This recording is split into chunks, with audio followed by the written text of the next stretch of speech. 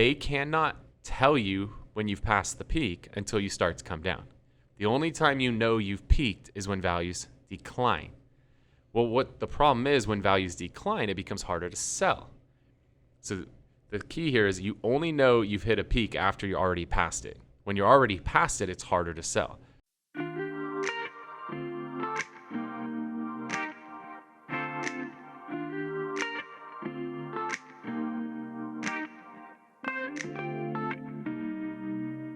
Welcome to the Whissel Way Podcast. My name is Kyle Whissel, your host with Whissel Realty Group and eXp Realty in San Diego. And I'm Bryan Koci, Director of Media here at Whissel Realty Group. The goal of the show is to give you the tools, techniques, and tactics to go out there and crush it in your business. The way that we like to do that is to answer the questions that you have for us. So if you have a question you'd like to have us answer on the show, you can always go to thewhisselway.com, thewhisselway.com. You can ask us questions on there, subscribe to the podcast YouTube channel, our email list, also join our Facebook group, and get dialed in with our Media Mayor Mastermind course, which is everything Bryan and I have learned about videos, all put into a course to shortcut your learning curve so you can go out there and crush it with your videos like we have with our videos. And it's growing. It's growing. We literally put in probably 4+ hours of content within the last month, showing a full behind the scenes of everything we did. I think there's 21, 22 new lectures in the last month. So tons of new content there. So if you are subscribed, go ahead and check it out because there's new stuff in there. And if you're not, get on it. Yep. Because every month we will give you 4 videos to shoot. We'll give you an example of the video. We'll give you the outline, the basic script, everything. So you can go and shoot a ton of video in your market. Yep. Cool. If you enjoy the show today, if you're watching on YouTube, appreciate if you could give us a thumbs up and hit the subscribe button along with the little notification bell. And if you're listening on a podcast platform, if you can make sure to give us a review on said platform, that goes a really, really long way for us. Well, let's add some value. What's the question today? So the market is hot. The market is fire. The market has been hot, growing steadily since 2008. 2010. Yeah. Right, 2008 was a no good. That was the dip. But since 2010, been growing great. So that's 11 years, almost 11 years, right? Long time. And for a lot of our listeners, that's probably been going well for as long as they've been in real estate. There's a lot of people who have never experienced a flat or down market. So what I want to help prep them for is the flat and down market. When the market corrects at some point, it will either flatten out or decrease. Hopefully we never see a crash like we did in 2008. But at some point, this market won't be as hot as it is now. I kind of want to talk a little bit about what does that look like? How do we prepare for it now? And what are some strategies that agents can, when that happens, when they see the writing on the wall, what can they do to gain market share? Because it won't be bad for everyone. It'll be good for some people, bad for a lot of people. So how do they kind of turn that corner? Cool. So I'll just answer like 62 questions in one. This is great. Also, how are they going to see the writing on the wall for when that's going from a good market to flattening out or decreasing? 63 questions. Yeah, all good. Well, let's talk a little bit about actually identifying what's happening in the market. Because it's not an if, it's a when. There will always be corrections, and corrections are healthy. You cannot sustain, especially San Diego, I believe when I pulled the most recent stats, is up 27.1% year over year. That makes me happy as a homeowner. That is not sustainable.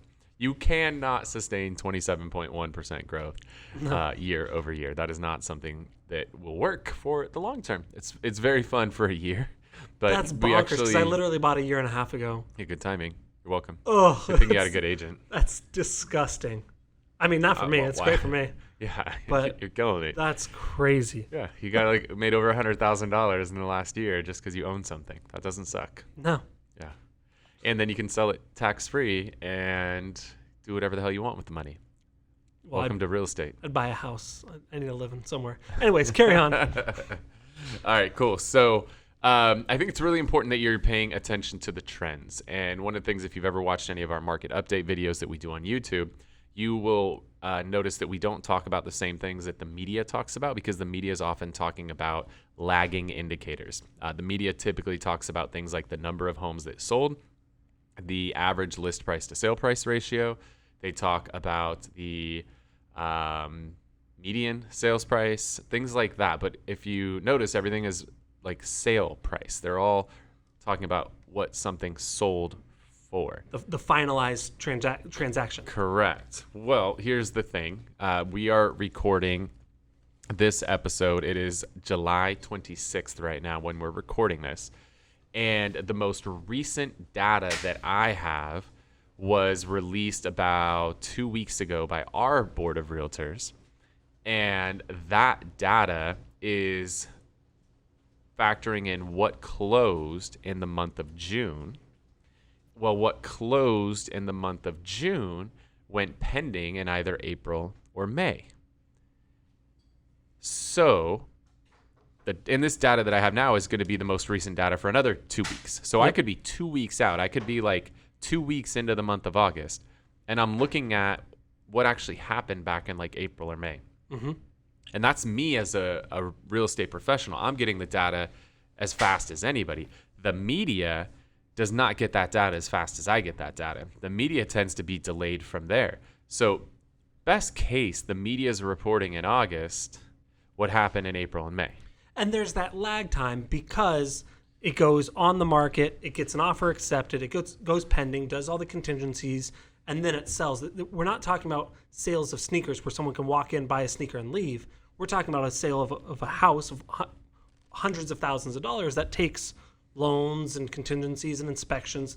And so it takes a month or 2 or 3 from when the person puts it on the market. Correct. So we got to make sure we're not looking at that stuff that the media is reporting, because the media doesn't even know it's as hot as it is, right? They're delayed on reporting what's actually happening. So you, as a real estate professional, need to report what's happening today, not what happened in April or May. So the things that we like to look at are some of the more easily attainable leading indicators, because there's other leading indicators that it's hard to get data. But the best leading indicators that you can get that are readily available are going to be things like the number of new listings that have come on the market in the last 30 days. That's very relevant. That's what came on the market in the last 30 days. We can also look at how many listings went pending in the last 30 days. But that is literally the last 30 days, not the last 30 days like 3 months ago. That's what's happening today in the market. So inventory is one of the biggest drivers of price when it comes to real estate. My degree is in economics, and I love watching charts and figuring out if this goes up, what happens to that? Does it go up or down? And traditionally, as inventory goes down, price goes up. These two are naturally tied together. So the easiest indicator you can look at is number of new listings, which is versus the supply. Right, supply of homes for sale. And you contrast that against the number of homes that went pending, that went demand off the market. How many homes went on the market? How many homes went off the market? If the number of homes coming on the market is smaller than the number of homes going off the market, that is called contraction or shrinkage of supply. So you have less supply of homes for sale. As that shrinks, prices increase. Mm-hmm. If you start to see that inventory grows, that will start to slow the rate of appreciation of homes. So that is the number one thing that I'm looking at. I'm really paying attention to new listings, pendings, and naturally those two will tie in together to the months of inventory for sale. So I want to be looking at that in a stable market. You're typically seeing about 4 to maybe 6 months on the high end of homes for sale. Right now in most markets, I know in San Diego, we're less than 1 month supply, and the majority of the country is less than 1 month of supply. So that means that we have 1/4 of normal inventory, and we have normal inventories where we see prices kind of level off. We have 1/4 of normal. So as of right now, it's still going to continue to go up at a very, very rapid pace. But we'll be watching inventory, a lot. I think that this is going to be a unique summer. It's not going to be like a traditional summer because you have the COVID factor, and now you have a COVID factor on the opposite end of it, where last summer nobody was going anywhere, so they were all trying to buy houses. This summer, everybody's traveling like crazy, so you're actually seeing it be a little bit slower. So, you can't always rely on historical data. because traditionally July is one of the busiest months ever, and this July was actually a little slower in not only than last July, but the July before that when we were in a normal market. So I'm really paying attention to what's going on.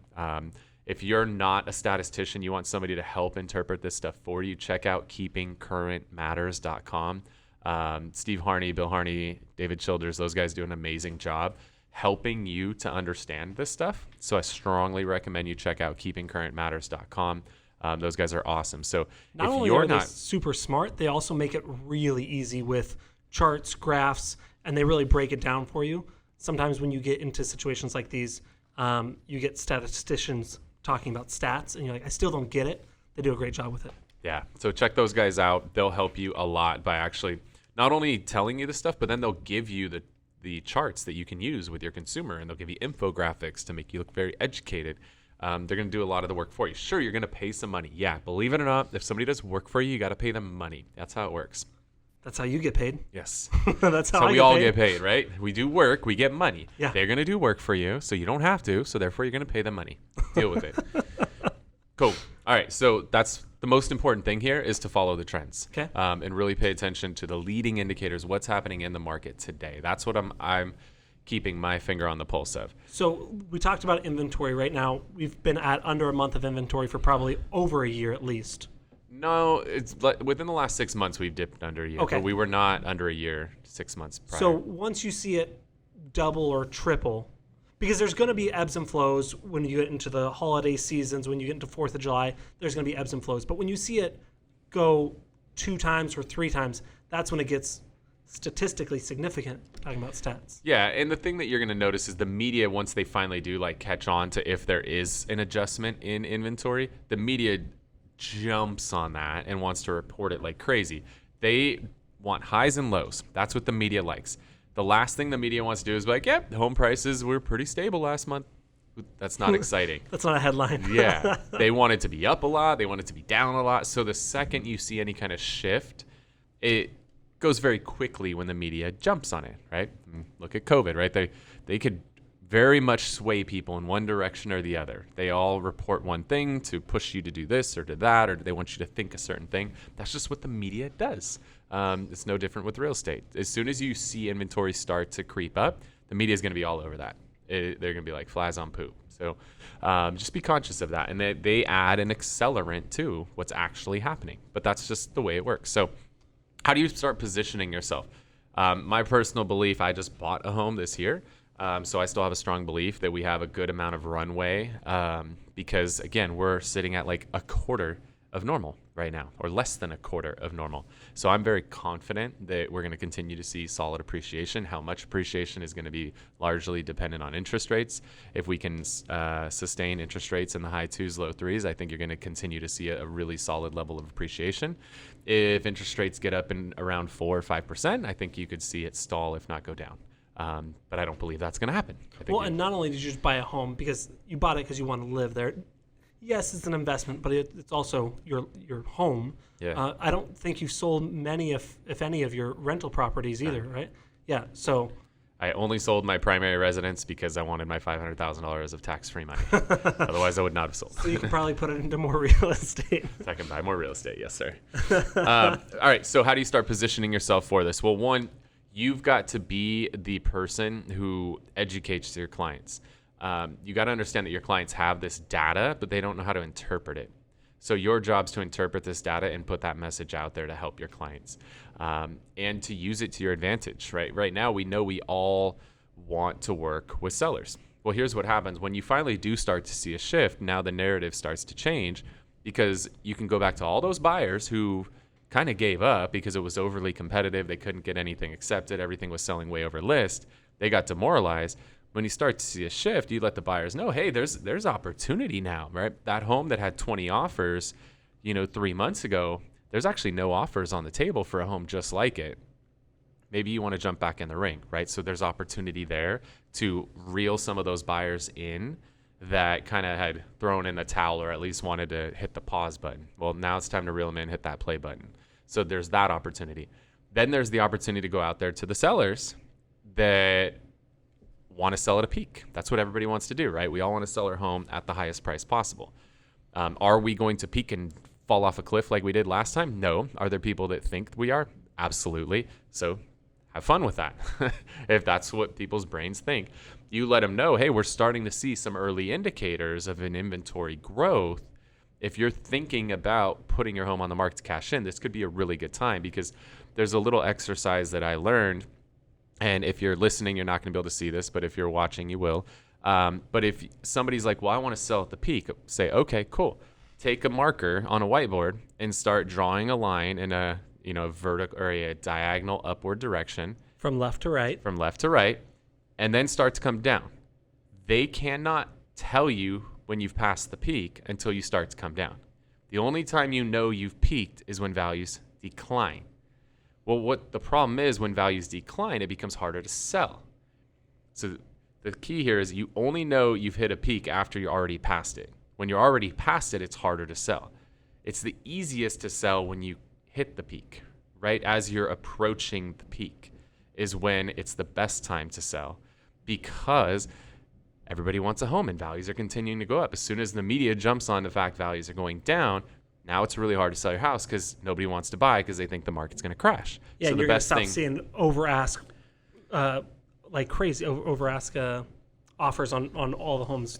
Exactly. Yeah. So the best thing you can do is sell as close to the peak as you can before you hit it. Well, I think we're in that range right now. I don't know if we're 6 months, 12 months, 18 months, 24 months away, but we're close to that peak.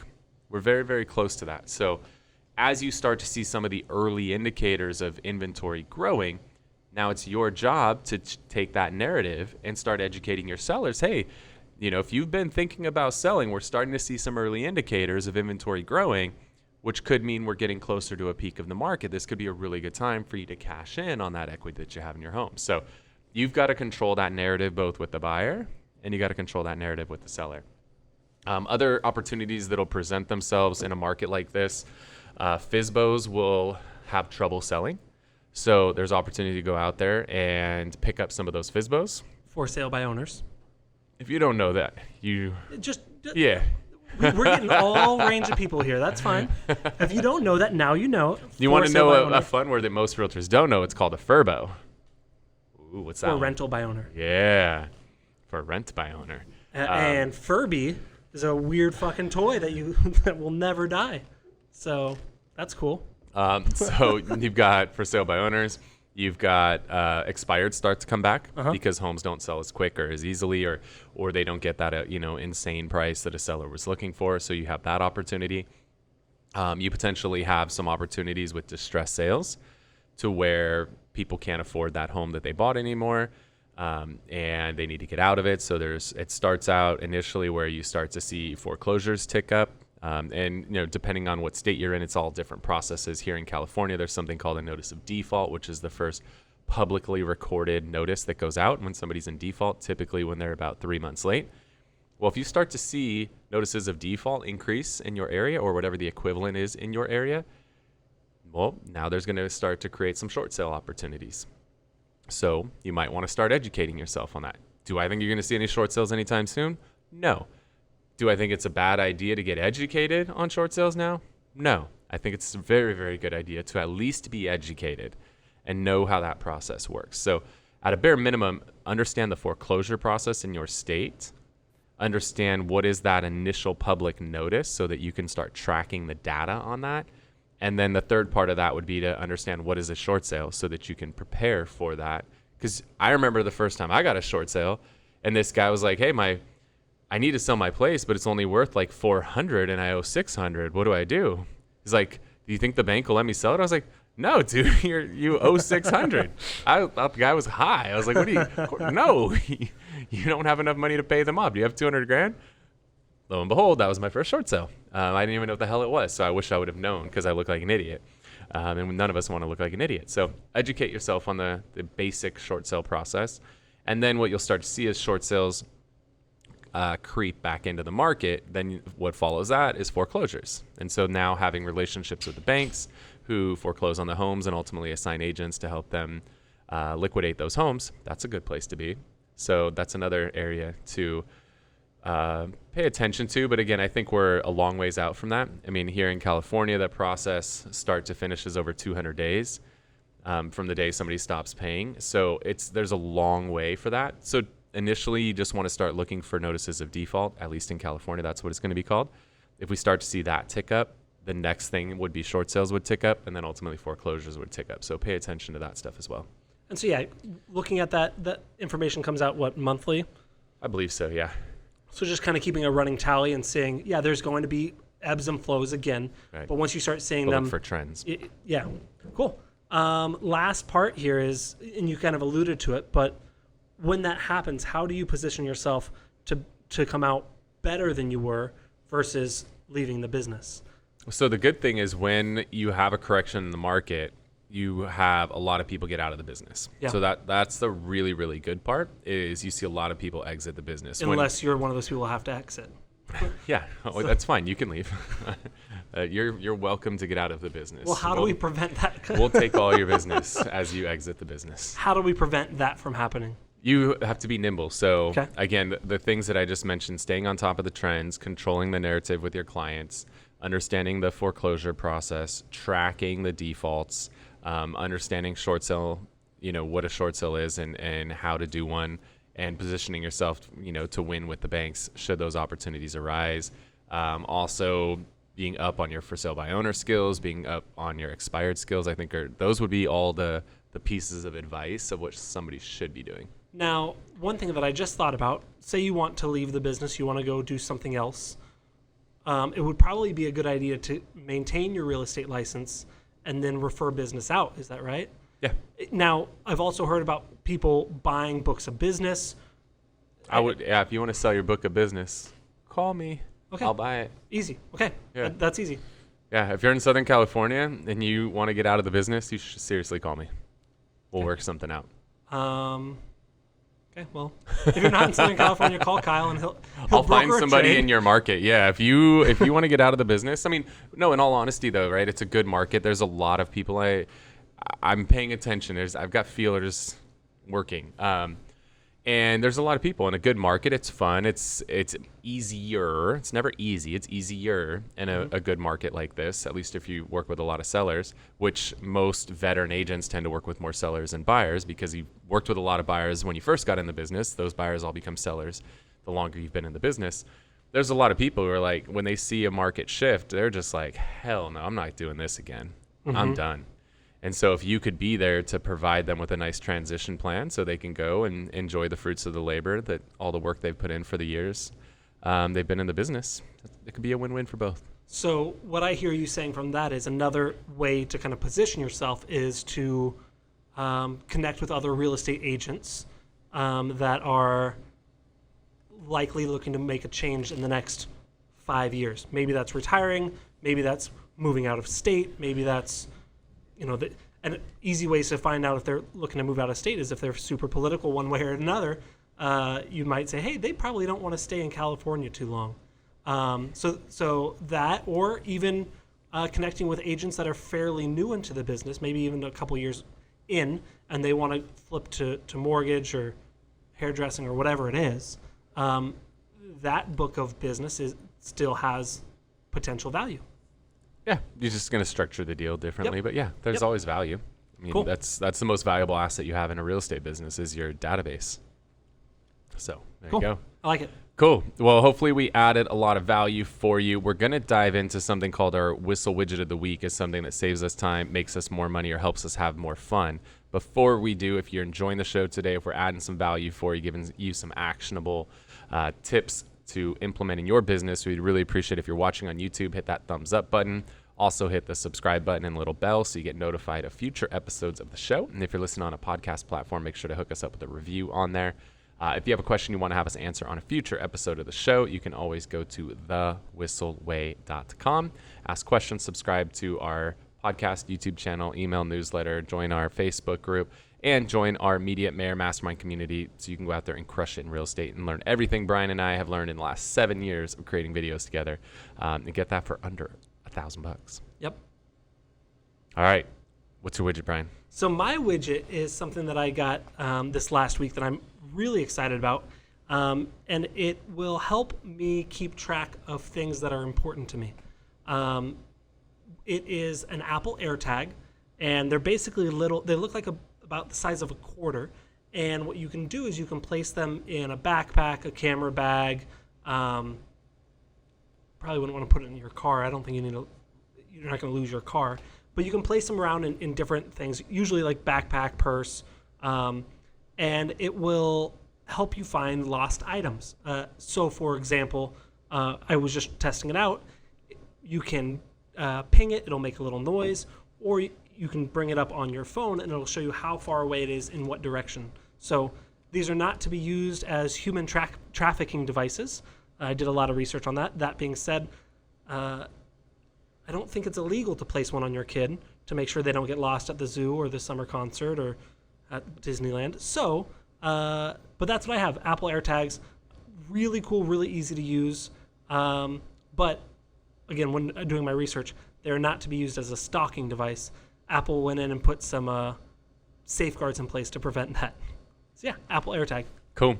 The one that I've got, I'm using this week, and it is in the scenario where you're traveling somewhere where you're going to need to drive around a little bit, where Ubering to or from a hotel room is not going to cut it. You actually need to cruise around. So I'm flying up to Sacramento and then driving down to Napa, and actually need a car because Ubers are absurdly expensive right now, thanks to COVID, and the shortage of drivers. So it's crazy expensive right now to Uber anywhere. I just went to the airport last week and it was like $60, where it used to be like $25-$30. So if you don't want to deal with that and you want your own car, you could go rent a car, but that's a horrible experience. Like, you got to stand in this long line, and then you get there and there's like all kinds of paperwork, which makes no sense because you already did stuff online. So then you got to sit there, and then they try to like give you the Geo Metro when you like reserved a Escalade, and you're like, what's going on? Then you got to argue over cars for 20 years. Yeah, you got to argue over cars and everything. It's just crazy. So there's a service that is like an Airbnb, but for cars. It's called Turo, Turo. And pretty cool. We rented like a convertible BMW to go cruise around wine country this weekend, and it was very, very reasonably priced. And the person will meet us at the airport. So we just give them a call, and they come, and one person is driving the car, and they have a friend that follows them, and they're like, here's your car, give you the keys, and you bounce, and they meet you at the airport when you're done. And very, very quick and easy experience, and you're not stuck in a Geo Metro. It's the early days of Airbnb, where people are like, no, that's crazy, no one will ever do that. But before it gets stupid expensive, like Airbnb now. Yep. Cool. So Turo. Awesome. Well, I really appreciate you tuning in to this episode of the Whissel Way Podcast. See you next week. Bye, guys. Wait. Before you leave, I want to share some more tips and tricks that we're using in our business to take it to that next level. Just click right here. And don't forget to subscribe. Click right here.